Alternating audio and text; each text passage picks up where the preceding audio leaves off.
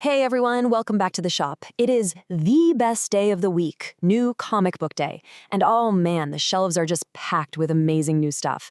I've got my coffee right here, the new books are all out on the wall, so let's figure out what you're taking home this week for April 8th.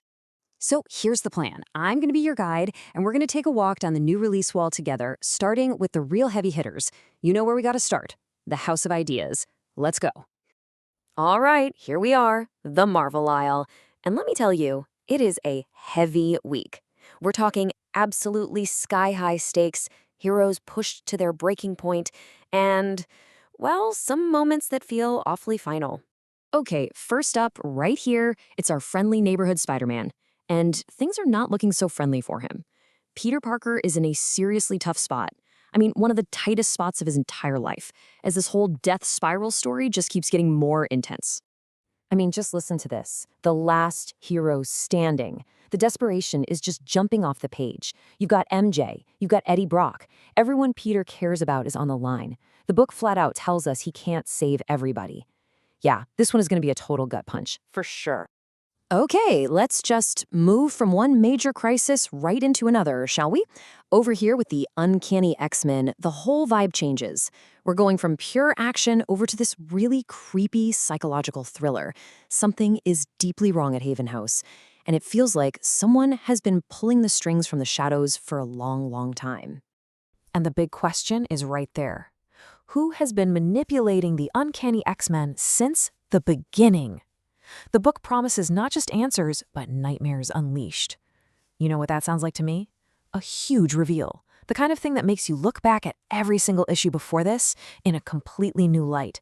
And right next to them, we've got the best there is at what he does. Right now, what Wolverine is trying to do is be a protector. Logan's taken the new Morlocks under his wing, trying to do some good. But you know how it is with him. His past is just a magnet for trouble, and it always finds him. And get this, a familiar enemy comes back, and it's going to result in death. And then in parentheses, it says, not a hoax. Whoa. Okay, you got to pay attention when they write that. That's Marvel basically winking at us, saying, no, for real this time. The death we're teasing, it's going to stick. When they do that, you know the stakes are as real as it gets for Logan and the people he's trying to protect. All right, you with me? Let's walk across the aisle over to the DC section. And the theme over here this week, it's all about fresh, dynamic energy. We've got a massive cosmic fight between two lanterns, and even better, a brand new #1 that is just perfect if you've been looking for a way into the DC universe. So first up, we're blasting off into deep space. And this is a cool setup. In one corner, you've got the old school veteran, Tom Array. Total legend, does everything by the book. And in the other corner, the newer, way more instinctive Joe Mullane. This is a classic showdown, right? Old school experience versus new school instinct. And the book calls it anomaly versus anomaly. I just love that. It really sells you on the cosmic scale of this thing. This isn't just some disagreement, It's a clash between two incredibly powerful forces, and the fallout from this could be huge. Okay, new series alert. This is always one of my favorite things to see. The Fury of Firestorm right here with a big, beautiful #1 on the cover. Ah, that is music to my ears. Why? Because that means we have a brand new, super accessible jumping on point for everyone. And hey, if you're kind of new to all this, a jumping on point is, well, it's exactly what it sounds like. It's an issue made specifically so you can jump right in. No homework required. You don't need to know 60 years of complicated history. So if you've ever thought about getting into DC Comics, a book like this is the perfect place to start. Seriously. Okay, now we're going to wander over to my personal favorite part of the entire shop, the indie shelf. This is where things get weird and wonderful. It's where you find those hidden gems, from really smart horror to crossovers you never, ever thought you'd see. And we got to start with a book that has been a legit phenomenon. Something is Killing the Children.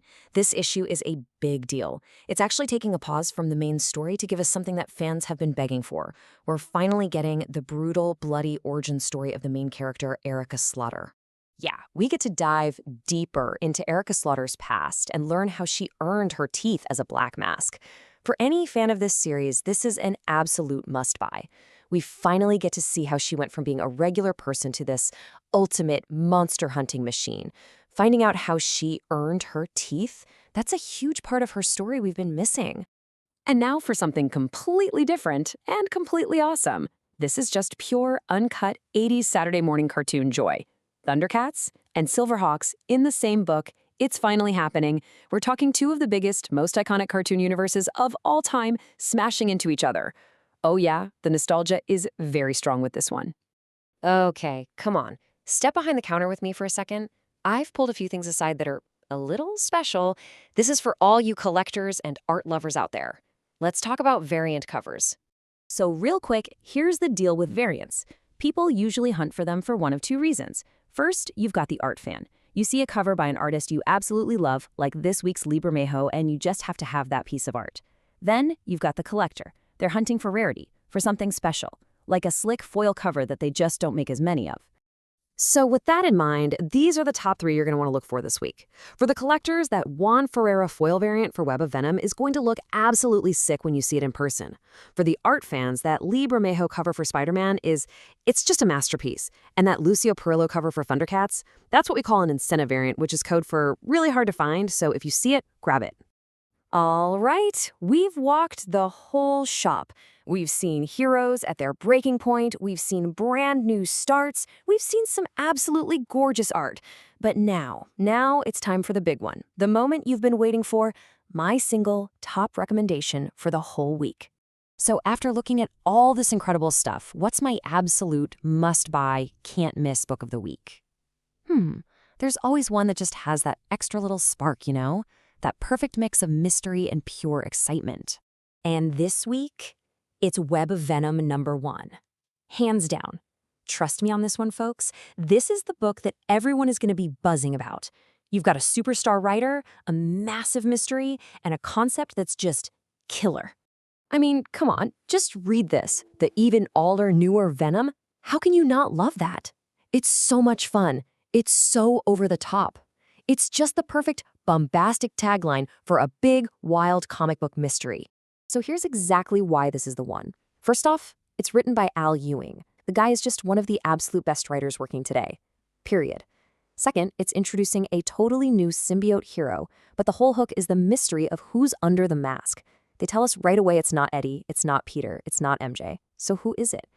And on top of all that, it's another fantastic #1, a perfect place for anyone to jump into the world of Venom. And that really is the fun of it, isn't it? The big question the book leaves you with is, who do you think is the new hero under that mask? So go grab a copy, give it a read, and let the theories fly. That's your mission for the week. Have fun, and happy reading, everybody.